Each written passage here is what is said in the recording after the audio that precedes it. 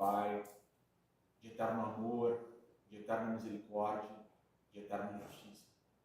Inteligência suprema, causa primária de todas as coisas. Em nome de Jesus Cristo de Nazaré, nosso Mestre tão amado, o Príncipe da Paz, a luz do mundo, o nosso pastor, nós todos nos reunimos aqui com muita felicidade, com muita gratidão nesta noite. Sempre, Jesus, rogando a tua bênção, a tua paz, o teu amor, o teu carinho aqui para todos nós e sempre dedicando ao teu coração todo o nosso amor. Nós estamos aqui, Mestre, no saber amar, que é este educandário das nossas almas, para tentar mais uma vez assimilar-te à presença, para tentar depreender as palavras de vida eterna que o Senhor traz para todos nós, tentando, Jesus, incorporar os teus postulados, os teus ensinamentos nas nossas vidas, tentando, Mestre, afastar o nosso coração do eu egoísta, orgulhoso, que não sabe ainda promover o esquecimento de si mesmo para poder servir sem esperar nada em troca aqui no mundo. Senhor, nós queremos que o Senhor, por favor, por graça e misericórdia, toque nos nossos corações, entre nas nossas vidas e mude tudo de lugar conforme a tua santa e bela vontade. Nós sabemos, Jesus, que estamos sim muito distante da pureza dos anjos, mas já habita em todos nós uma vontade sincera de um dia, com muito trabalho, apresentarmos-nos diante da tua presença como servos dignos, honestos, fiéis, que trabalharam aqui na terra em teu nome. Aqui, Mestre, mais uma vez, ajoelhados espiritualmente, querendo mais de ti, pedindo para que o Senhor esteja conosco, nós te dizemos mais uma vez: Hosana a Deus nas alturas, bendito é aquele que vem em nome do Senhor. Mestre, nós te amamos muito. Sê conosco aqui na nossa reunião e por toda a eternidade. Que assim seja. Que assim seja, Senhor. Bom, gente, hoje finalmente a gente vai chegar na parte final das propriedades do perispírito, né? Que é a última propriedade que a gente está estudando, que é a propriedade da plasticidade. Antes de entrar na previsão do que eu tinha falado semana passada, eu quero só dizer que este último assunto é complexo, nós não vamos entrar em detalhes, tá? Então não esperem aqui da reunião um detalhamento sobre isso, porque os 3 temas que nós vamos tratar aqui são por demais complexos. E não é o nosso objetivo aqui entrar nesse detalhamento de hoje. Então a gente vai passar meio que por alto, sim, mas ao mesmo tempo fixando o entendimento que veio por André Luiz.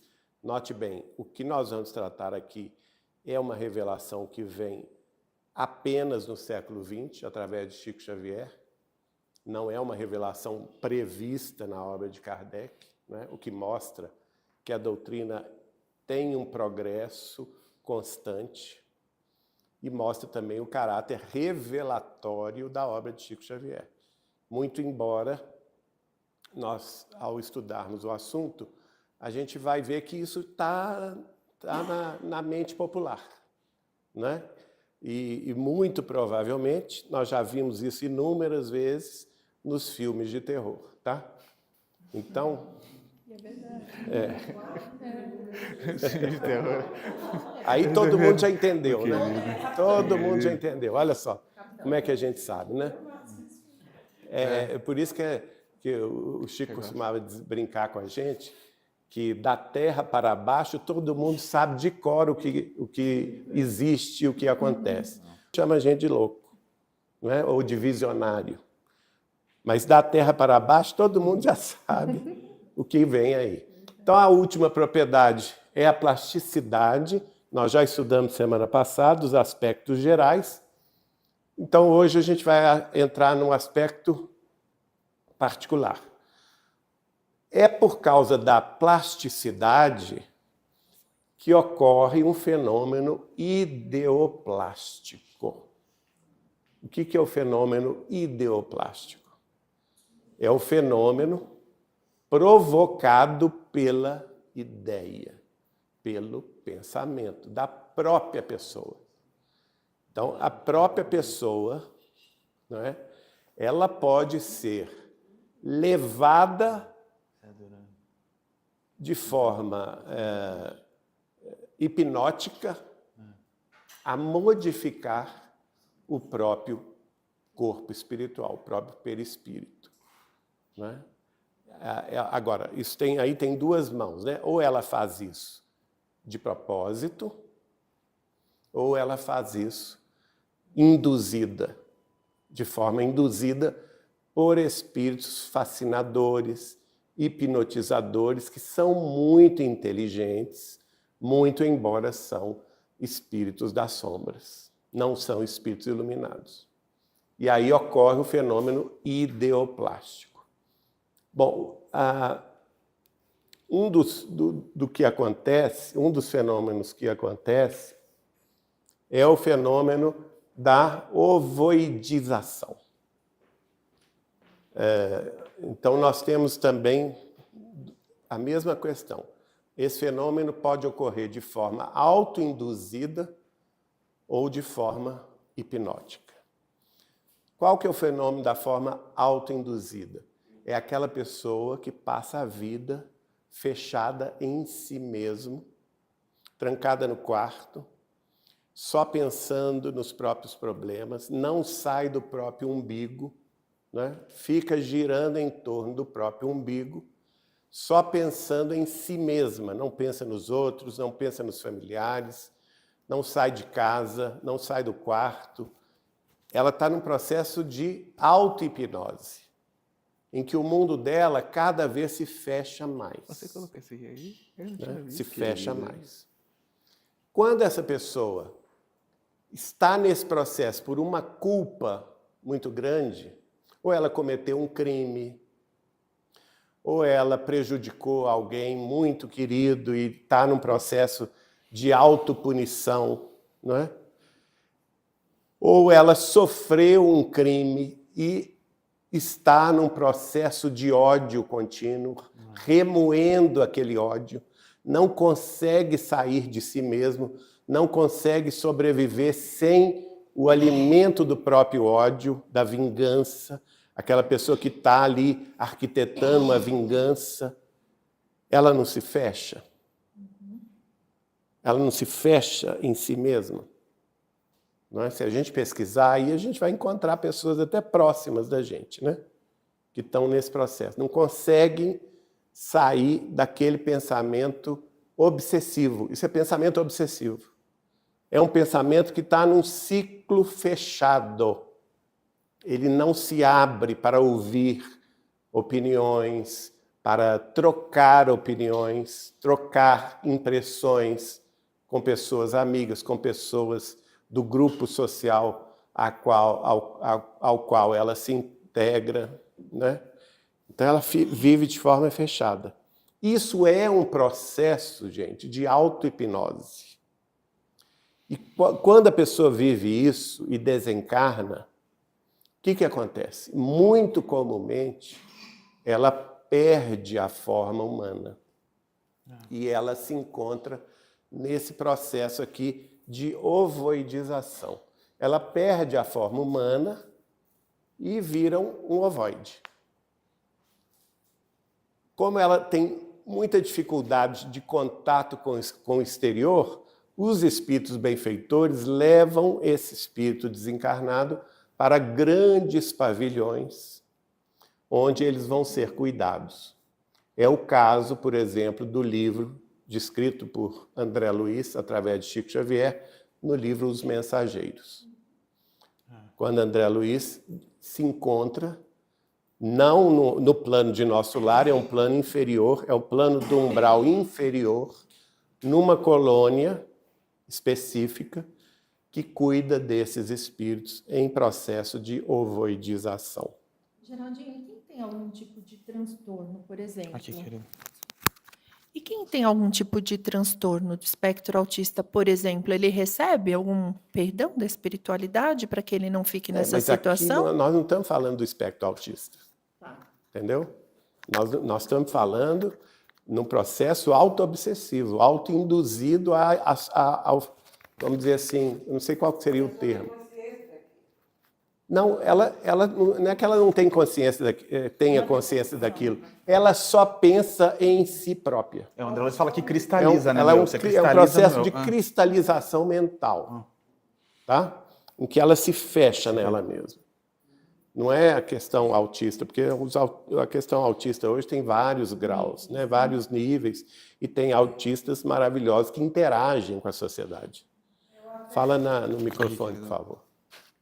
Coincidentemente, eu ouvi uma palestra assim, bem rapidinha do Bacelli, e ele falou do autismo, que Chico explicou para ele que o autismo, o problema é que o espírito não quer ficar aqui. Ele não quer se relacionar com as pessoas e não quer ficar aqui. Ele não sente. Mas o autismo, eu ouvi isso de Chico Xavier, Ele mas não sente é bem aquele aqui. no espectro mais grave. É, mais grave, lógico. Em que o espírito, durante séculos, é convidado a reencarnar para enfrentar os próprios problemas e se recusa a reencarnar. E os benfeitores vão convidando, e o espírito vai sempre negando. Não quero descer para a Terra, não quero enfrentar esse problema, eu vou ficar no mundo espiritual. Chega um momento que ele vem numa reencarnação compulsória. Que a reencarnação ele não participa da escolha das provas. Mas os mentores espirituais dele, que são muito mais elevados e muito mais conscientes, chegam à conclusão que ele vai vir mesmo à força. É a mesma coisa de você internar uma pessoa à força. Não existe isso. Quando a própria pessoa se automutila, por exemplo. Se a família não tomar providência, ela vai acabar com a própria vida. Então você tem que internar. Não tem outra solução. Só que nesse caso a internação é a reencarnação obrigatória. Aí esse espírito acorda, isso eu ouvi do Chico Xavier, esse espírito acorda na carne, numa família que ele não reconhece, com uma mãe que ele não reconhece, com um pai que ele não reconhece, com irmãos que ele não reconhece, numa casa que ele não reconhece, e aí ele se revolta e se fecha em si mesmo. E é o Chico me falou o espectro autista mais grave. Qual que é a solução? Muito amor dos pais. Não tem outra solução. Um acendrado amor dos pais é capaz de modificar isso, né? Mas o que eu estou falando é mais grave. Eu estou falando de pessoas que estão vinculadas a crimes, né? Vinculadas a vícios muito profundos e até crimes no sentido também em relação à própria família ou à vida social. E elas se fecham nessa culpa, né? E ao desencarnar, elas vão perdendo a forma humana. O que não significa que elas deixem de ser humanas, tá bom? Exato. Elas continuam sendo espíritos humanos desencarnados sem a forma humana por causa de um processo de auto-hipnose, de culpa, ou de revolta, ou de dor, ou de vingança. Mais provavelmente, André Luiz cita o processo da vingança. Eles estão com ideia fixa de vingar, ou de matar alguém, ou de prejudicar alguém, às vezes, da próprio círculo familiar, não é? E aí eles vão se tornando essas formas. Acontece que espíritos perversos do mundo espiritual, dependendo da culpa que esses espíritos levam para a vida espiritual, existem espíritos perversos que acabam sequestrando esses ovoides e fazendo desses ovoides escravos, no sentido de hipnotização de outras pessoas. Então vocês veem aqui que nós estamos aqui vendo um encarnado, por exemplo, né? Em torno dele, vários ovoides. Tá? Vários ovoides. Isso pode ocorrer tanto na Terra quanto no mundo espiritual. No mundo espiritual tem o exemplo do livro Nosso Lar. Nosso Lar, como vocês sabem, é uma colônia espiritual de transição, ela não é nem elevada e nem de baixa vibração. No umbral, ela se situa no que nós podemos chamar de umbral superior, que é o limite do plano do umbral, antes dos planos mais evoluídos. Logo a seguir de Nosso Lar existe o plano mais evoluído das ciências e das artes. E justamente por estar no mundo umbralino, no plano umbralino, Nosso Lar tem o quê? Tem defesas. Lá no livro Os Mensageiros, principalmente no livro Nosso Lar, eles vão descrever as defesas que existem nas cidades espirituais do umbral. Entre essas defesas existem muralhas, existem baterias elétricas e, às vezes, o governador da cidade ou o administrador da cidade espiritual é obrigado a ligar as baterias elétricas para que os espíritos das sombras não invadam a cidade. Coisa que a gente já sabe como é que é aqui na Terra, né? Então, às vezes, eles tomam medidas drásticas, fecham os portões e tal. E ninguém entra e ninguém sai. Tem isso. Lá em Nosso Lar, não sei se vocês se lembram, tem um episódio muito curioso que, em determinado momento, o governador, cansado de conversar com a população de Nosso Lar durante 20 anos, para que eles não consumissem alimentos proteicos contrabandeados do umbral inferior. Olha só, a capital do Brasil espiritual é Nosso Lar, não é? E esse jeitinho brasileiro também tem no mundo espiritual. Está lá escrito: contrabando de alimentos proteicos do mundo inferior para a cidade Nosso Lar. E aí, o que acontece? Chega um momento que o André Luiz fala assim, a paciência do governador chegou no ponto limite. E ele fala uma frase curiosa, e aí todos souberam o que é a ira do justo, porque ele manda fechar os portões, proíbe que os 1,5 milhão de habitantes de Nosso Lar saiam da cidade e manda ligar as baterias elétricas. Ou seja, qualquer pessoa que tentasse ultrapassar as fronteiras de Nosso Lar seria eletrocutada. Vejam que disciplina, gente, a gente vai encontrar em todo lugar do universo. Com certeza. Não existe liberdade sem responsabilidade. E aí ele consegue a mudança que ele queria, né? Só que nesse episódio, um pouco antes desse episódio, aparece uma senhora nos portões de Nosso Lar.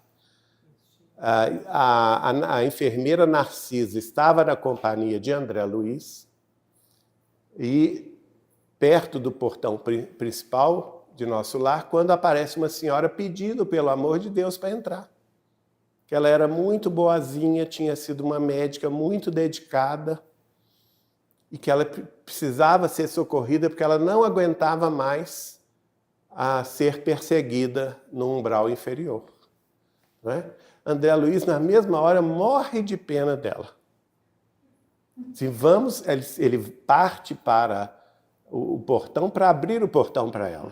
Imediatamente, a enfermeira Narcisa, que é mais experiente que ele, não, peraí, Calma aí. nós estamos vendo que é uma necessitada, não tem dúvida nenhuma, mas vamos pedir a opinião do chefe da segurança daquele portão. Aí se apresenta o espírito, que agora esqueci o nome. Paulo. Paulo. Então se apresenta o espírito de Paulo, que é o chefe da segurança, e fala assim, não, essa senhora não pode entrar em Nosso Lar. De maneira nenhuma. E a enfermeira Narcisa, que era um espírito tarimbado, que ela era chefe da enfermagem nas zonas hospitalares de nosso lar chega a se comover e debater com ele. Não, nós precisamos acolher a nossa irmã. Eu disse, não, nós não precisamos acolhê-la. Ela não merece entrar em nosso lar. E em determinado momento ele vira para ela e fala assim, você e o André Luiz façam o favor de apurarem a visão. Porque eles não estavam vendo o quadro todo. E quando eles apuram a visão, eles fazem uma concentração ali, eles apuram a visão, o que eles veem? Em torno, vamos supor que aqui seja ela. Em torno dela haviam 49, se não me engano, espíritos ovoides agarrados nela. Que eram o quê? Que eram os espíritos dos abortados que ela, como médica na Terra, promoveu. E eles estavam perseguindo ela. Porque ela tinha sido a médica que havia feito o aborto nas respectivas mães deles.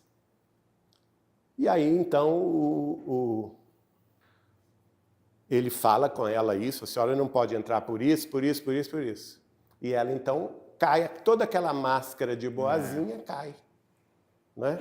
Ela vira um verdadeiro monstro que ela era, porque ela passou a vida, entre aspas, na fala dela, defendendo a mulher. Não passou a vida defendendo a mulher. Ela passou a vida matando os fetos humanos dentro dos ventres maternos, porque ela tinha uma concepção materialista da vida.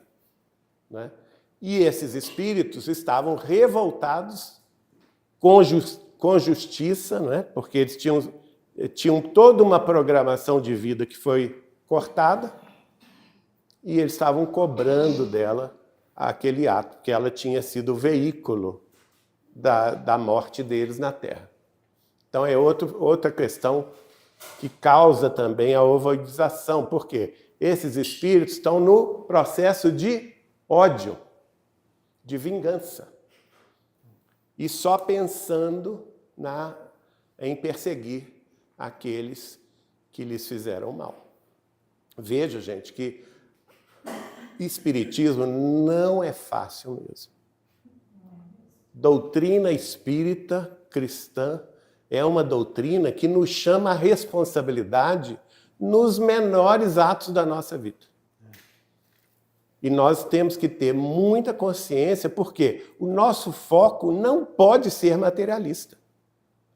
O espiritismo tem um foco muito além da matéria. E ele faz-nos ver as consequências de todos os nossos atos terrestres para além da vida terrestre. Né? E aí vem a outra questão, e eu estou passando aqui só en passant, que isso aqui é tema para seminários. Né? A outra questão, que eu brinquei aqui, já está conhecida na Terra nos filmes de terror, né? Que a gente acha graça e tudo, mas é um fenômeno ideoplástico, sim. Fenômenos de zoantropia e de licantropia. Nesse caso, não é a própria pessoa que se autoflagela assumindo uma forma de animal. É um espírito humano, não é um animal, mas quando desencarna, se é um espírito que tem culpas pelos crimes cometidos aqui na Terra, imediatamente após a desencarnação, eles são sequestrados, às vezes até no próprio túmulo, e levados para as zonas inferiores, das sombras e das trevas mais densas, do abismo. E lá eles passam por processos judiciais, entre aspas, absolutamente tirânicos, em que juízes absolutamente tirânicos dão sentenças absolutamente também violadoras da integridade humana deles. Então, eles são sentenciados, por exemplo, a assumirem formas de lobos, é o caso da licantropia, ou no caso de zoantropia, podem assumir formas de cobras, de ratos, de animais, de porcos. Por quê? Porque a culpa é tão grande e eles têm tanto horror daquele tribunal da Inquisição que é organizado para lhes condenar. Obviamente que todo tribunal de Inquisição, nós sabemos que o veredito nunca será justo, né? O veredito todo mundo já sabe qual que é. Vão condenar todos. E aí, o que acontece? Nessas sentenças, isso está relatado, gente, no livro Libertação, de André Luiz, que é o primeiro livro da literatura espírita cristã mediúnica de Chico Xavier, que vai tratar do mundo das sombras. Não é do umbral, é abaixo do umbral. É o mundo das sombras. É um mundo que vive ainda, gente, 1000 anos antes da gente. Eu, conversando com o Chico Xavier, assim, como que é? Lá no livro se fala da cidade estranha, né? O Chico me disse que ele foi visitar uma vez, na companhia de André Luiz e de Emmanuel. E ele viu uma cidade medieval, a cidade... essas organizações espirituais pós-mortem ainda vivem na organização medieval, na qual os senhores feudais de cada cidade são tirânicos e são absolutamente dominadores de todas as consciências ali presas sob a sua ordem, a sua influência. E nesse mecanismo, eles contratam espíritos fascinadores e hipnotizadores de grande inteligência, mas que não têm evolução moral, para fazer a hipnotização das pessoas, incutindo na cabeça delas que elas são lobas, né? Que elas são lobisomens. E aí, esses espíritos se apresentam assim. E quem é médium aqui na Terra vai assustar vendo esses espíritos. Que nada mais é do que os filmes de terror, que são escritos por médiuns também ligados, porque esses roteiristas, esses cineastas todos, gente, eles têm experiência lá. Vem para a Terra, encarna na Terra e conta, não é? Isso nada mais é do que a mediunidade em função, vendo esses espíritos que não são lobos. A gente não precisa ter medo deles. Geralmente são espíritos que precisam do nosso amor, do nosso perdão, da nossa oração, da nossa calma, da nossa segurança espiritual. É por isso que eles precisam ser convidados a se dirigirem, por exemplo, a uma reunião de desobsessão, onde eles vão se convencer que eles não são lobos, que eles não são serpentes, que eles não são animais. E isso acontece, gente, toda reunião aqui de quarta-feira. Não é uma nem duas vezes, não. Toda quarta-feira tem pelo menos um nessa condição. Então, isso é um processo que mostra... Então, quem está lá... Dá o... Passa aqui, olha.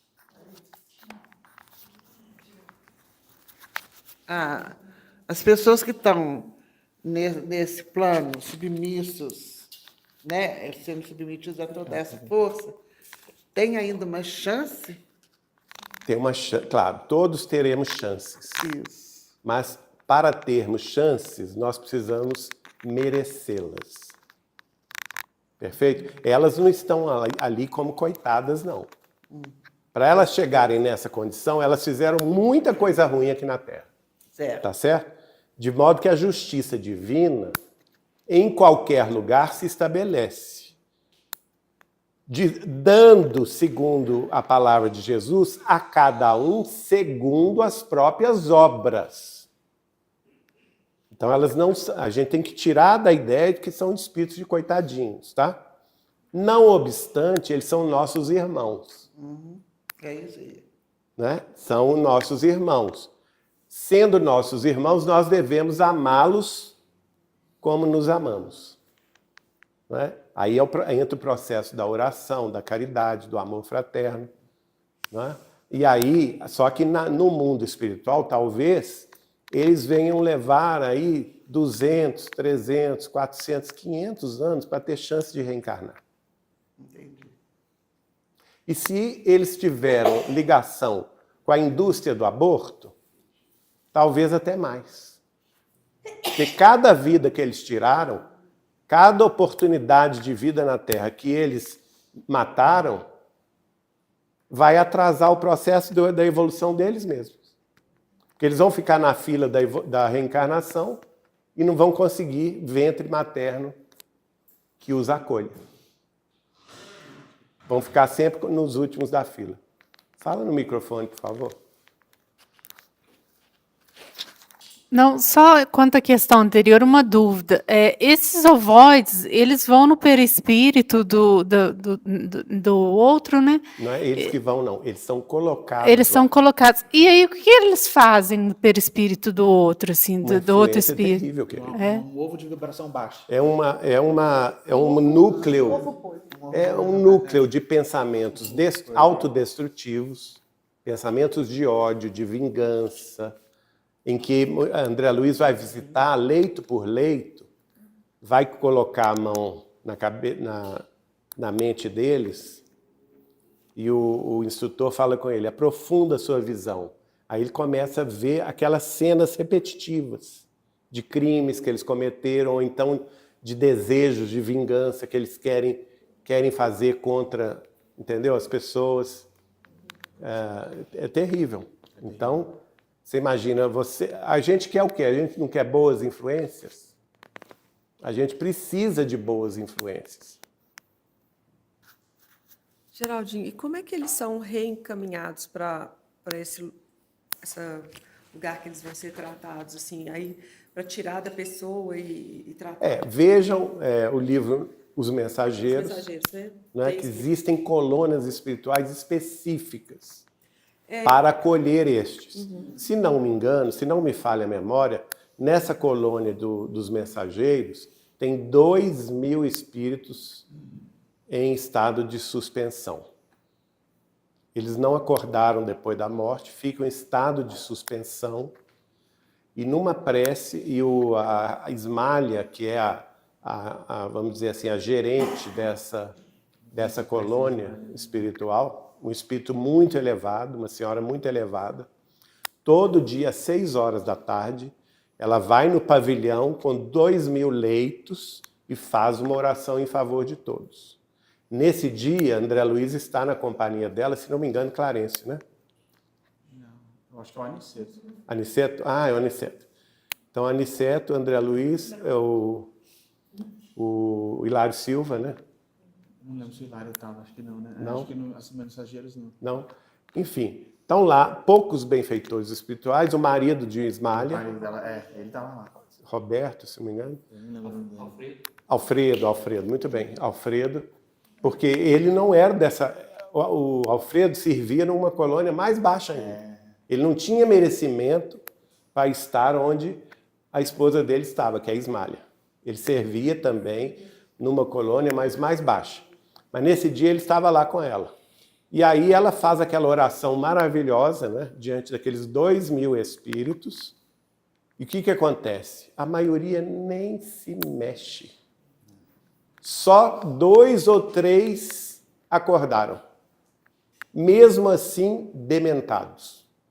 Sem capacidade de interagir com o meio ambiente. Acordaram, se levantaram do leito e saíram correndo. Então, é um processo de longo curso. Provavelmente vai gastar aí 1 século, 2 séculos, 3 séculos de muito tratamento, de muita paciência, de muito amor, para eles poderem ter consciência dos erros e pedirem uma nova chance de reencarnar. Aí tem que achar uma família, achar uma mãe, achar um pai. Perceberam? Então, por isso que o Chico dizia para nós, gente, nós temos que aproveitar a vida da agora e aproveitar os máximos anos que nós podemos ter de vida na Terra hoje. Porque isso é uma bênção extraordinária. Uma bênção sem limites. E não pensar em morte coisa nenhuma. Porque a chance que nós temos aqui de refazer o nosso caminho é a maior chance que nós temos hoje. E estamos no lugar certo, com as pessoas certas, com os mecanismos certos para a nossa própria evolução hoje. Tudo que a gente adiar, esse pessoal que fica pensando em largar a vida antes da hora, eu recomendo que leiam o livro Memórias de um Suicida, da Ivone Pereira, que certamente vai existir. Quem conseguir ler esse livro, eu conheço muita gente que pensava nisso.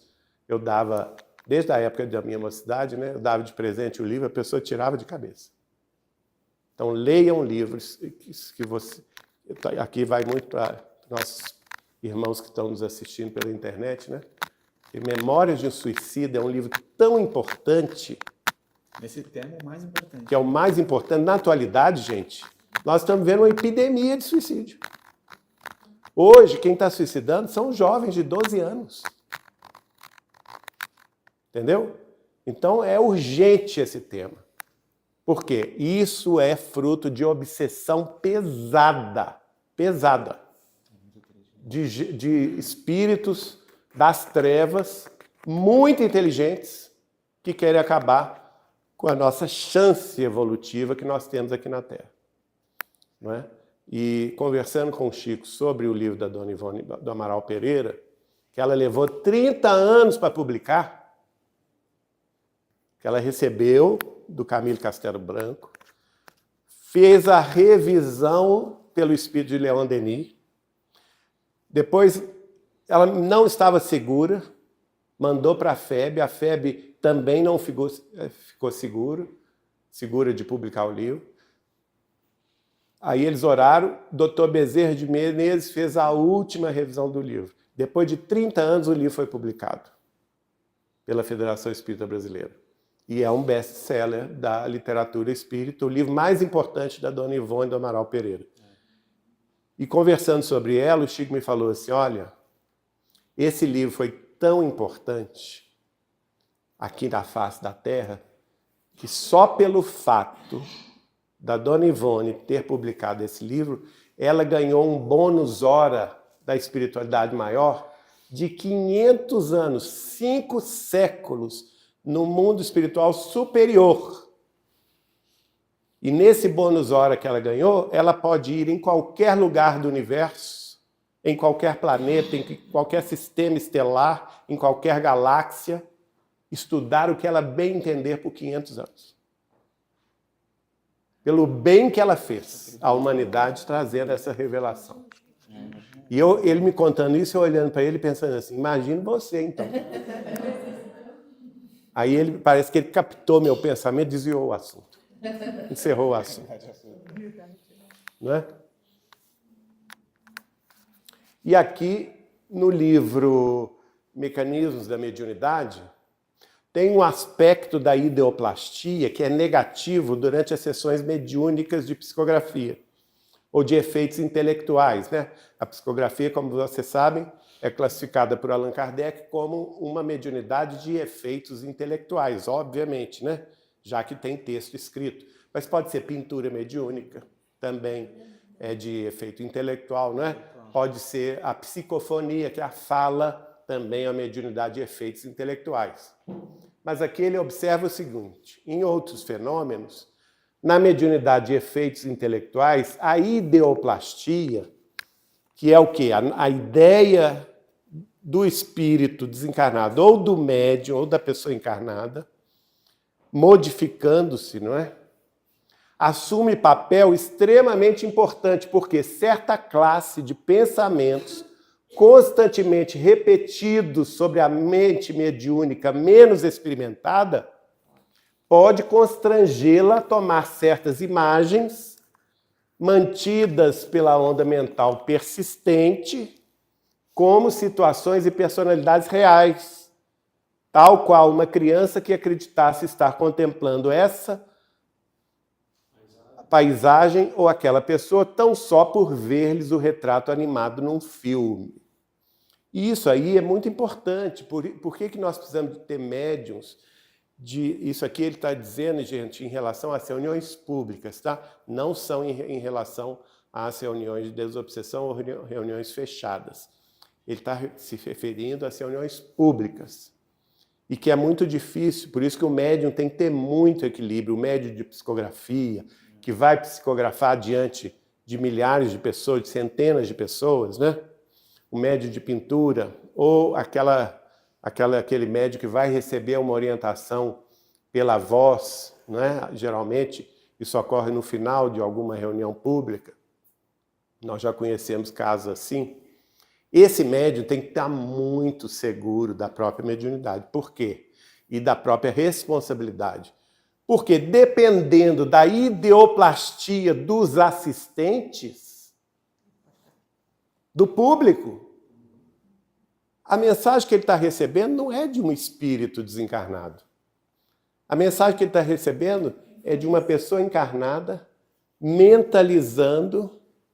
Por exemplo, vou dar um exemplo prático. Não, hoje eu vou receber a mensagem da minha tia, que minha tia era a pessoa mais importante da minha vida.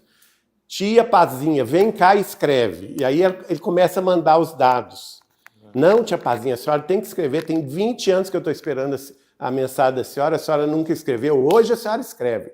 Olha o que a pessoa está fazendo. Está lá caladinha, sentada no banco, né, ou na cadeira. Mas ela está ideoplasticizando a sua ideia. Como ela conheceu, e essa tia Pazinha dela foi, né, uma pessoa muito especial na vida dela, a imagem da tia Pazinha se desenha no pensamento dela, criando uma forma pensamento. Essa forma pensamento não é o espírito da tia Pazinha. É o desejo que da tia Pazinha se manifestar, que está na mente da pessoa encarnada lá pedindo a mensagem do parente. E o médium desavisado, ele começa a ver a imagem dessa senhora. Olha, tem uma senhora aqui que se chama tia Pazinha. Eu acho que eu vou receber a mensagem dela para a sobrinha dela. E aí vai. Ele vai e recebe a mensagem que não é nada de mensagem espiritual. É uma mensagem ideoplástica, anímica, não é? Mediunidade de encarnado para encarnado. O Ernesto Bozano, que foi ele era perito criminal em Milão, na Itália, no final do século XIX e no início do século XX, ele foi estudar o espiritismo para desmascarar o espiritismo e os médiuns.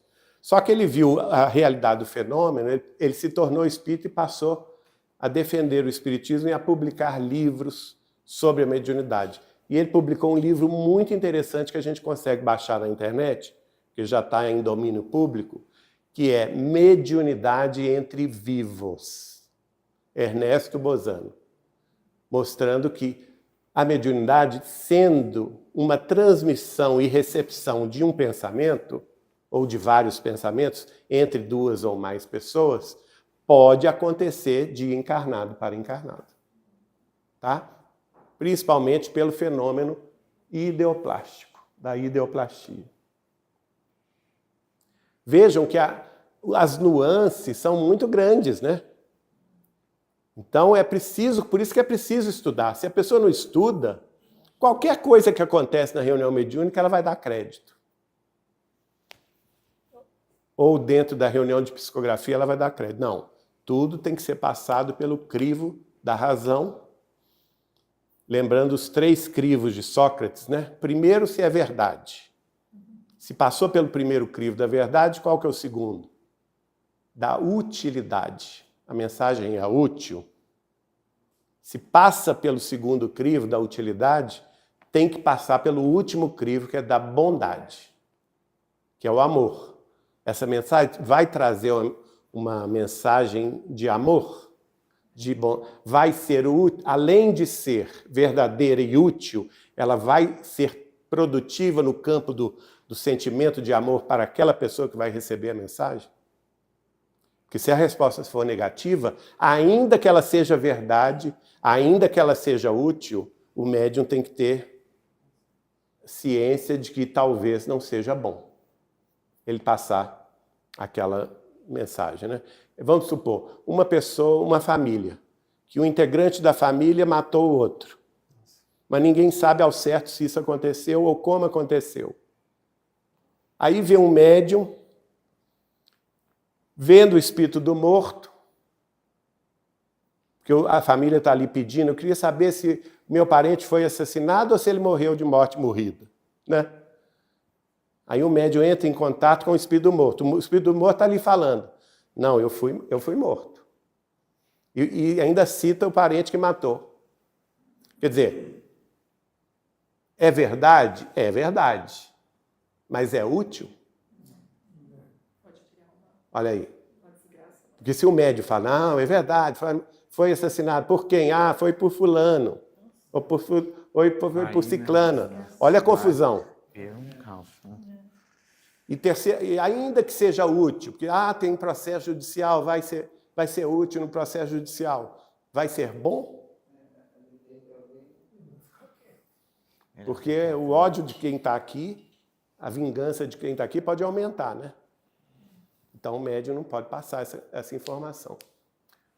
Gente, eu não vou entrar em detalhes, mas aqui eu vou pedir vocês que estudem capítulo 12, Missão de Amor, do livro Libertação. Que é muito interessante. Leiam esse capítulo. O que acontece? Nós temos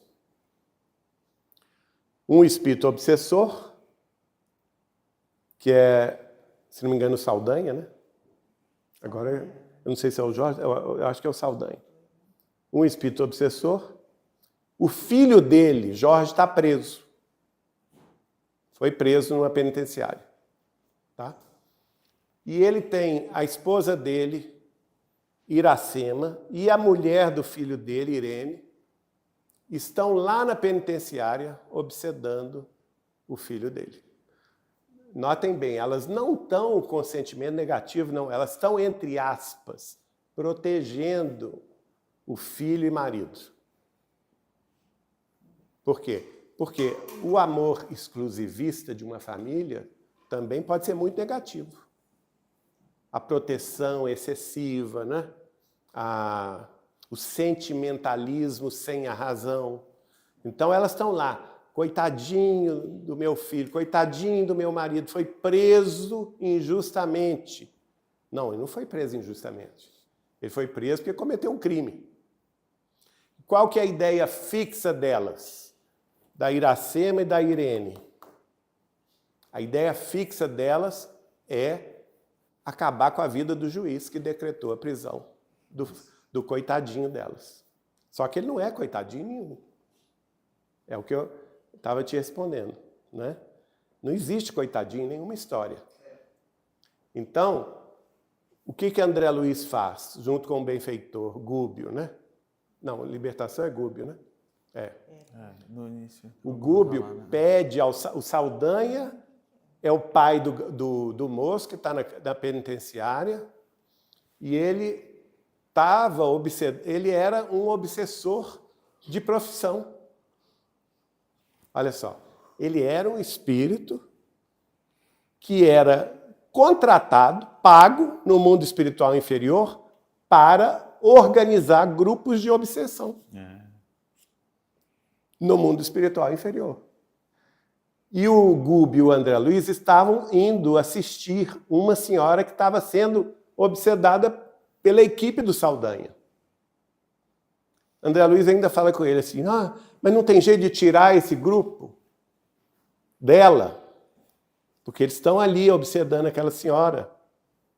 Não tem jeito de afastar ele, não. O Gúbio falou assim, não, nós temos que agir pelo Evangelho de Jesus. A terapia do Evangelho de Jesus é a única eficaz. Aí como que nós vamos fazer isso? Primeiro, deixa o grupo obsessor aqui, nessa senhora. Primeiro nós vamos ver quem é o chefe da obsessão. Ah, é o Saldanha. Primeiro nós vamos ver como que nós podemos auxiliá-lo em nome do Cristo. Porque certamente o Saldanha tem um grupo de problemas ou tem um núcleo familiar ao qual ele se liga pelos laços do amor. Ele tem um drama. Para ele estar nessa condição de obsessor, de vingador no mundo espiritual, ele tem um drama pessoal. Então nós temos que nos interessar primeiro pelo drama dele. Aí eles vão, o Gúbio faz uma anamnese rápida no Saldanha e vê a questão, que o filho dele está preso na cadeia, que a mulher está lá agarrada no filho dele e que a nora também está lá. Então o Gúbio vira para ele e fala assim, nós podemos auxiliá-lo. Vamos visitar seu filho em nome do Cristo? Quem sabe nós podemos auxiliá-lo. Ele fica assim estupefato. Mas vocês estão interessados no meu assunto? Estamos interessados em te auxiliar. Olha a terapia do amor aí. Essa é a única eficaz. Aí eles vão lá e realmente eles resolvem o problema. Gúbio e André Luiz veem essa situação aqui. Primeira coisa que eles fazem, vamos auxiliar o rapaz, o preso, que estava encarnado lá numa penitenciária, que estava em profunda depressão, imaginem vocês. Né? Mas nessa profunda depressão ele estava recebendo a influência da mãe negativa, influência de amor, mas amor sem razoabilidade. A mãe estava lá obsedando o filho e a mulher também, a mulher com ódio do juiz, gritando frases de vingança contra o juiz que havia decretado a prisão do filho. E elas estavam quase em processo de ovoidização. Tal era o círculo fechado de ideação que a Iracema e a Irene estavam em relação ao próprio problema do filho e do marido. Aí eles dão passes nos 3 espíritos. Eles acordam primeiro a mulher do Saldanha, não é? Aí ela se abraça, quando ela vê o Saldanha, Saldanha, meu marido, que saudade! Depois que eu desencarnei, depois que eu morri, eu te procurei para todo lado e só não conseguia te ver, né? Então você veio nos ajudar na nossa vingança. Olha só, o pensamento fechado de vingança. E ele fica assim, ele não sabe o que falar, porque ele a amava profundamente. Eles se abraçam, mas aí o Gúbio dá as orientações, depois eles libertam a Irene, depois eles vão dar um passe espiritual gigantesco ali no rapaz, no Jorge, e ele então vai dormir em paz pela primeira vez na cadeia. Leiam, porque é um capítulo, gente, de muitos ensinamentos. Capítulo de número 12, Missão do Amor. Bom, para encerrar, nós já estamos chegando no final da reunião, nós encerramos todas as propriedades do perispírito, né? Então nós já sabemos bem o que é espírito, o que é perispírito, o corpo espiritual e corpo físico. Nós já sabemos, nas últimas reuniões, que alma, na conceituação de Allan Kardec, é o espírito humano encarnado na Terra, que esse espírito humano encarnado na Terra tem envoltórios grosseiros, 2, corpo físico e corpo vital, também chamado de duplo etérico, tá? Esses 2 corpos se dissolvem na morte. Então, nós aqui na Terra, esses 2 corpos, quando a gente desencarna, morrem, ficam na Terra, mas nós ainda temos 5 corpos espirituais, que podem ser resumidos com o nome de perispírito. Os corpos astrais, os corpos sutis, que são os corpos mentais inferiores e corpos mentais superiores, o corpo causal e o corpo átmico, que é o mais evoluído dos corpos espirituais. E nós sabemos também que tanto nos corpos espirituais quanto no nosso corpo físico existem 7 chakras ou 7 centros de força, né? É a constituição do ser humano. Nós vimos isso nos domínios da mediunidade de André Luiz, no livro Nosso Lar, no livro Evolução em 2 Mundos e no livro Entre a Terra e o Céu. Isso está sendo estudado pela ciência moderna? Sim. Quais são os precursores desse assunto? Nós já trouxemos aqui o Dr. Hernani Guimarães Andrade, então hoje nós não vamos falar nele. Por quê? Ele foi o presidente e fundador do Instituto de Psicobiofísica do Brasil, em São Paulo, e ele que cunhou esse nome de que o perispírito é o modelo organizador biológico do nosso corpo físico.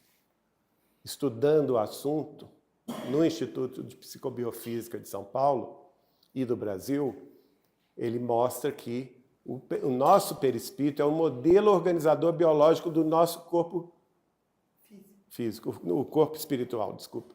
É o modelo organizador biológico do corpo físico.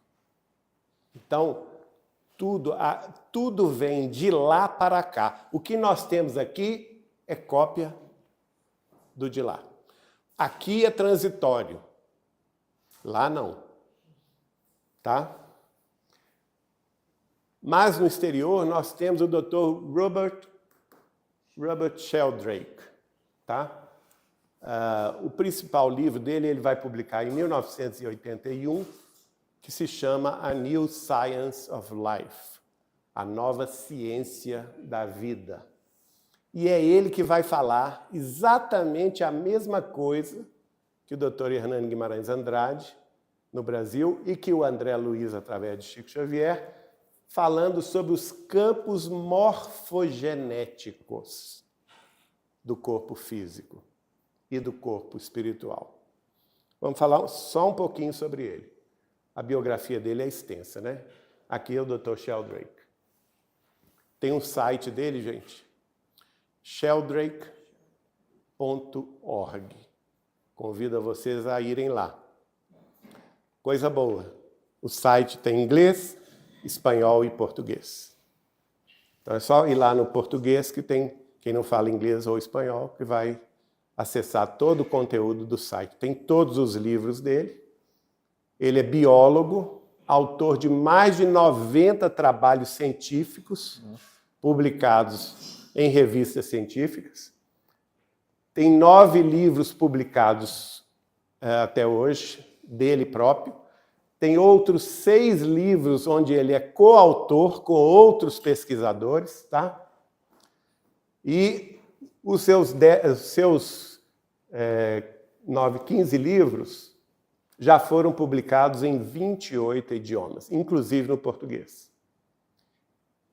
Coisa importante, o Instituto Duttweiler de Zurique, na Suíça, classificou o Dr. Robert Sheldrake como um dos 100 líderes globais do pensamento na segunda década do século XXI. Tá? A produção dele é muito grande. Aqui fala sobre vários trabalhos também em revistas, como a New Scientist, The Guardian, a revista Discovery, The Spectator. Já tem artigos dele publicados no Washington Post, em Washington, na Alemanha, no Die Zeit, já participou de programas televisivos na rede BBC de Londres. Ele é PhD, não é? Na Universidade de Cambridge, na Grã-Bretanha, Ele trabalhou com biologia e como um dos que desenvolveram o Clare College, né? A faculdade Clare de biologia. Ele é fisiologista vegetal, principal fisiologista vegetal do Instituto Internacional de Pesquisa de Culturas para os Trópicos Semiáridos. Trabalhou na Índia, em Hyderabad. De 2005 a 2010 foi diretor do projeto Perrot, do projeto Warwick, que investigava habilidades humanas e animais inexplicáveis. Olha que interessante. O que ele está fazendo? O que é isso aí, gente? Mediunidade. Habilidades humanas inexplicáveis. Mediunidade, nós já sabemos, né? Ele pesquisa sobre isso do ponto de vista científico e faz também a ligação desses fenômenos inexplicáveis com os animais. Esse estudo dele foi financiado pelo Trinity College de Cambridge, na Grã-Bretanha. Então, nós estamos falando de um pesquisador de peso, né? Embora a ciência, vamos dizer assim, materialista, chame o trabalho dele de pseudociência. Mas o materialista sempre vai ver isso dessa forma, né? Mas dos livros dele, em português, tem A Presença do Passado, Ressonância Mórfica. Olha que interessante, gente. Ressonância mórfica do passado, de outras vidas, no nosso corpo físico presente. André Luiz vai tratar sobre isso no livro Evolução em Dois Mundos, quando ele trata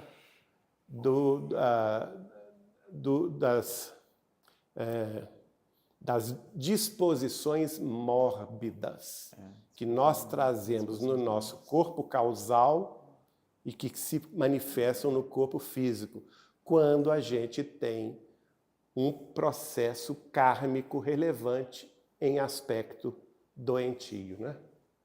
Então ele já estuda isso.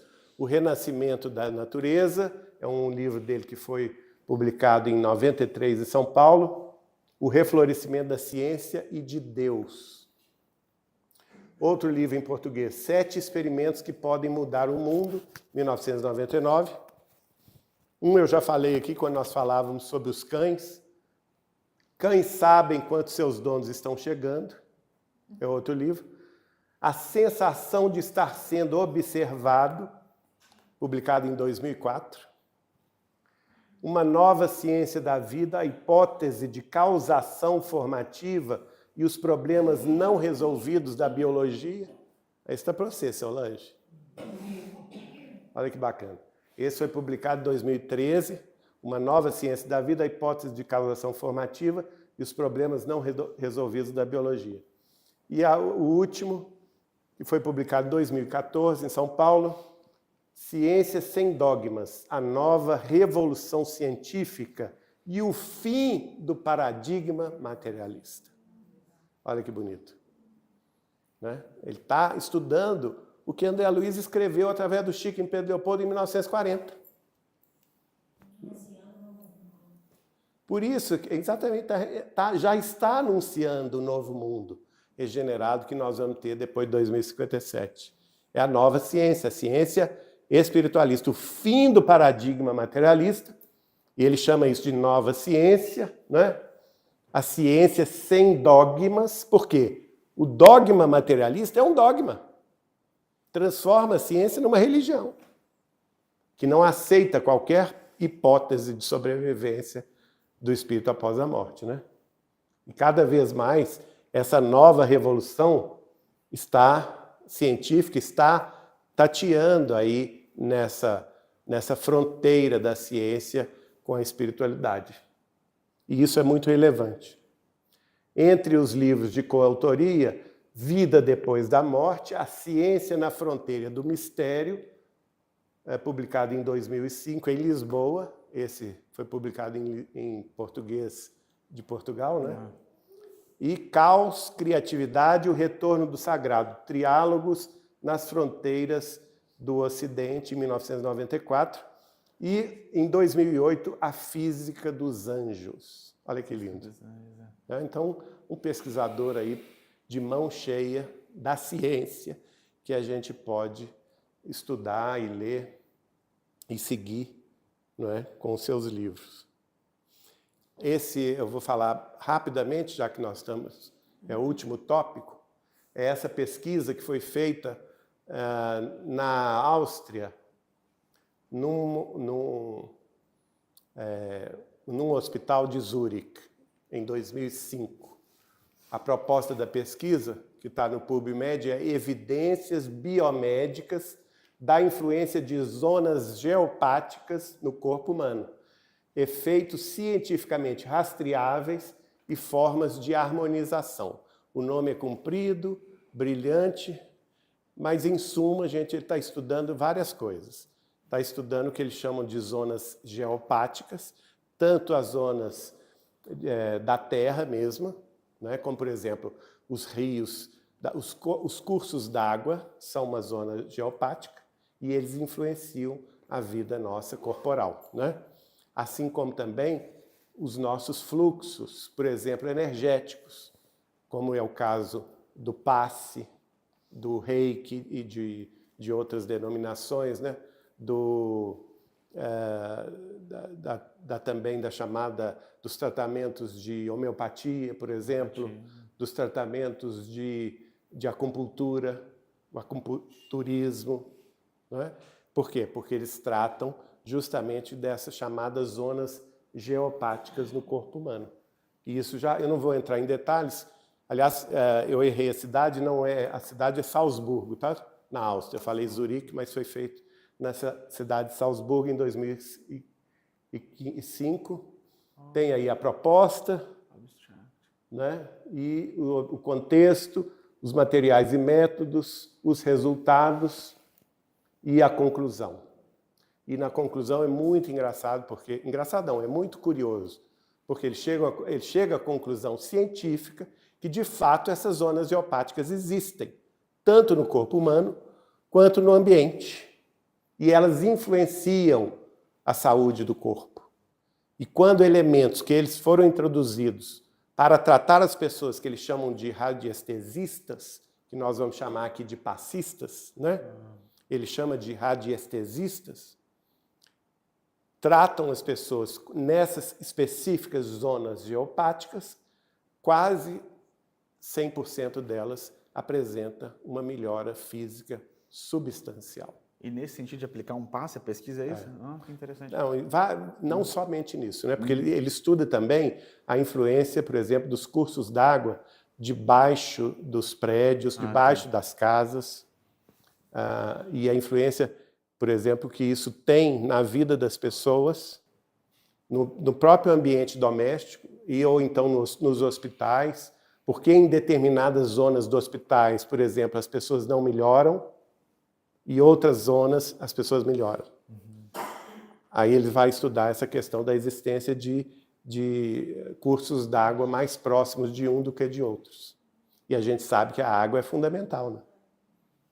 Olha aí, muito bacana, né? Então, semana que vem a gente continua. A gente agradece.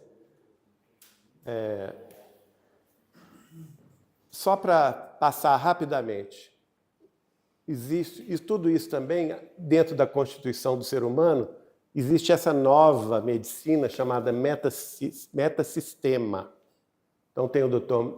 Michel Berry, da Bélgica, Dr. Ian Stevenson, que era dos Estados Unidos, Dr. Bruce Lipton, O famoso Bruce Lipton. Dr. Bruce Lipton da Grã-Bretanha, Dr. Kazuo Murakami, do Japão, Dr. Amit Goswami, da Índia. Colocaram um novo documentário sobre saúde. E há muitas pesquisas de EQM, experiências de quase morte e pesquisas de terapia de vidas passadas com traumas específicos, né? Acabou de lançar. Isso é fronteiriço na ciência médica hoje, mas que já previsto no Espiritismo desde a época de meados do século passado, na obra de Chico Xavier. Para a semana que vem tem uma surpresa, não vou falar não é? Mas é o livro. Até que enfim, gente, ok. Não é? Mas eu vou deixar, eu fui proibido de falar, então eu vou deixar para a surpresa, que é o livro Entre Pedras e Sonhos. Já está aí. Já tem aqui, mas fica para a semana que vem. Jesus nos abençoe. Vamos fazer a nossa prece. Eu vou pedir Paulinha para fazer para nós.